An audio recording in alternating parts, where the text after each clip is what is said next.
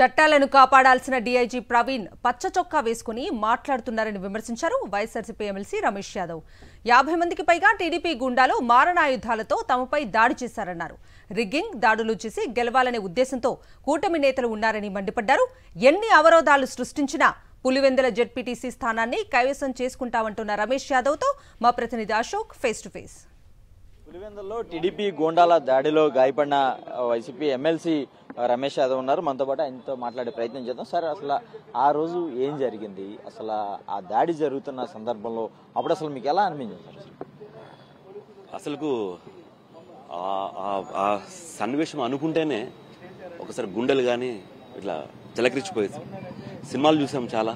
ఆ సినిమాల్లో కనపడే విధంగా నేను లైవ్గా చూసిన పరిస్థితి, అది కూడా మా మీద జరిగిందనేసి అసలు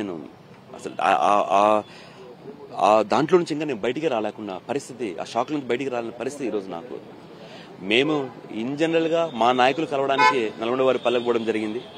అక్కడ వెళ్ళి మా వాళ్ళతో మాట్లాడుకొని సాధారణంగా వేరే తెలిసిన వాళ్ళందరూ కలిసి మేము బయలుదేరేటప్పుడు సినిమాలో చూపించే విధంగా మా బండిని అటు ఇటు బ్లాక్ చేసి రాడ్లతో కొట్టి రాళ్ళు వేసేసి, అప్పుడు కూడా మమ్మల్ని వాళ్ళు చేరుకోలేకపోతే బండి మీద పెట్రోల్ పోసి అంటించే టైంలో మేము బయటికి వచ్చినప్పుడు అప్పుడు మా మీద పడి దాడి చేయడం అనేది అసలు రాష్ట్రంలో పోలీసు వారు ఏం చేస్తున్నారు కూడా ఇది క్వశ్చన్. అది కూడా ప్రశాంతంగా ఉన్న పులివెందుల అంటే మీరు గత చరిత్ర చూస్తే ఎంత ఫ్రాక్షన్ ఉండేది కూడా తెలుసు కడప జిల్లా. కానీ మా నాయకుడు వైఎస్ జగన్మోహన్ రెడ్డి గారు ముఖ్యమంత్రి అయిన తర్వాత ఒక్క టీడీపీ కార్యకర్తమైన కాదు అసలు గొడవలు అనే ఇదే లేకుండా చేశారు. ఈరోజు అదే పులివెందుల్లో మళ్ళీ ఫ్రాక్షన్ తెరలేపిన పరిస్థితి కూటమి ప్రభుత్వం. కరెక్ట్. ఇప్పుడు ఈ దాడి అనంతరం పోలీసులు కూడా కొన్ని వ్యాఖ్యలు చేశారు. అంటే అవసరం లేని వేరే ఏరియాలోకి వెళ్ళి ప్రచారం చేస్తున్నారు, అంటే ఒక పత్యాపారం అనే ఇట్లాంటి కొన్ని కామెంట్లు చేసిన పరిస్థితి ఉంది. అసలు దీన్ని ఎలా చూస్తారు సార్? నేను ఇందాక చెప్పాను కదా, పోలీసు వాళ్ళు పచ్చ చొక్కాలు వేసుకుని కూర్చున్నారన్నమాట. ఎందుకంటే మేము పోయింది మా లీడర్లు, మా సంబంధించిన వైఎస్ఆర్సీపీ పార్టీ నాయకులు కలవడానికి అక్కడికి. సో మేము వెళ్ళినప్పుడు ఏ టీడీపీ నాయకులు కానీ ఎవరు లేరు అక్కడ. మేము వెళ్ళి వాళ్ళు మేము వచ్చేటప్పుడు 50 మీటర్ల దూరంలో పోలీసులు కూడా ఉన్నారు అక్కడ. అసలు 10 బండ్లు ఒక్కసారి వాళ్ళు ఎట్లా అలో చేసినారు?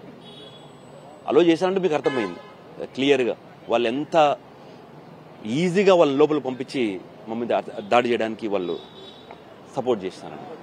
సరే, అంటే ఇప్పుడు పోలీసులు మేము లేకపోతే తలలు తెగిపోయాయి అనే వ్యాఖ్యలు కూడా చేశారు. దీన్ని ఎట్లా చూస్తారు?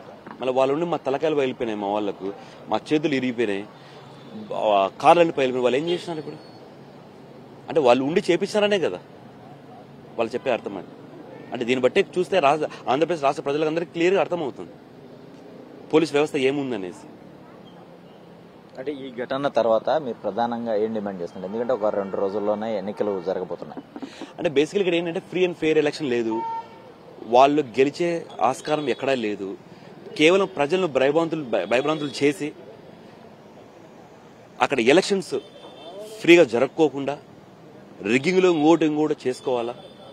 ఈ నాయకులను కొంచెం బెదిరిస్తే వీళ్ళు రారు, మొత్తం మేమే చేసుకోవాలని ఉద్దేశంతో ఈరోజు జరిగింది. కానీ వాళ్ళు చేసే పనులకు కానీ లేదా బెదిరిపోయడానికి ఇక్కడ ఎవరు లేరు. మేము ప్రతిష్టాత్మకంగా తీసుకున్నాం ఈ ఎలక్షన్. ఎందుకంటే ప్రతి ఇంటి దగ్గర పోతే వాళ్ళు అనేది ఒకటే, మేము వేసే ప్రతి ఓటు వైఎస్ జగన్మోహన్ రెడ్డి గారికి వేస్తున్నామని చెప్తున్నాం. అంటే రాష్ట్ర ప్రజలు కానీ పులివెందుల ప్రజలు ఎంత ఆదరిస్తున్నారో మీకు కూడా తెలుసు. కాబట్టి వాళ్ళు చేసే తాటాకు సప్పులకు మేము భయపడేది లేదు. ఇంకా 50, 100, 200, 1000 ఎంత అన్నం మీద పడి ఎదురుకోవడానికి మేము రెడీగా ఉన్నాం, కొట్టడానికి కూడా మేము రెడీగా ఉన్నాం, ఏం చేయడానికి కూడా మేము కూడా రెడీగా ఉన్నాం. అయితే కేవలం ఓటమి భయంతోనే టీడీపీకి సంబంధించిన నేతలు తమపై ఈ రకంగా దాడి చేశారు. ఖచ్చితంగా తాము ఎన్ని ఇబ్బందులు ఎదురైనప్పటికీ కూడా ఎన్నికలకు వెళ్లి తీరతాం, ఖచ్చితంగా ఎన్నికలైతే ప్రశాంతంగా జరిపించాలని గవర్నర్ను కూడా కోరిన పరిస్థితి కనబడుతుంది. ఖచ్చితంగా వైఎస్ఆర్సీపీ జెండాను ఈ ఎన్నికల్లో ఎగురవేస్తామని చెప్పి రమేష్ యాదవ్ ధీమా వ్యక్తం చేస్తున్న పరిస్థితి కనబడుతుంది. కెమెరా పర్సన్ సాయితో అశోక్, సాక్షి టీవీ, విజయవాడ నుంచి.